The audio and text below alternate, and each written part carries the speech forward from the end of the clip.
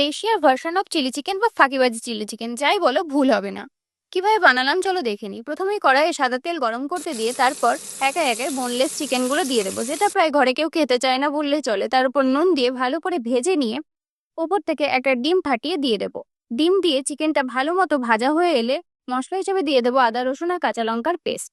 দিয়ে ততক্ষণ নাড়তে হবে যতক্ষণ না এর কাঁচা গন্ধটা চলে যায়। ভালো করে ভাজা হয়ে গেলে তারপর আমরা একে একে এতে অ্যাড করব আমাদের রেড বেল পেপার। এটা কিন্তু আমাদের ছাদ বাগানের বেল পেপার।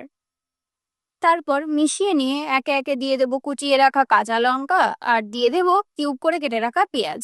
ভালো করে মিশিয়ে নেব আর ওপর থেকে ছড়িয়ে দেব সামান্য লেবুর রস। এতে টেস্টটা দারুণ এনহ্যান্স করে। এবার মশলা হিসাবে যাবে শুধুমাত্র গোলমরিচ গুঁড়ো।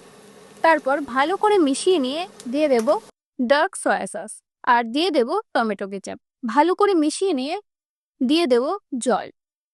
গ্রেভিটা ভালো মতো শুকিয়ে এলে আমাদের ড্রাই চিলি চিকেন একদম রেডি। আমি তান্দুরি রুটির সাথে এটা সার্ভ করেছি, তোমরা যে কোনো ব্রেড আইটেমের সাথে ট্রাই করতে পারো, দারুণ লাগবে আমার বিশ্বাস। আর আমার এই সহজ ইজি রেসিপিটি তোমাদের কেমন লাগলো আমাকে কমেন্ট করে জানিও, আর ভালো লাগলে অবশ্যই লাইক শেয়ার করে দিও। টাটা।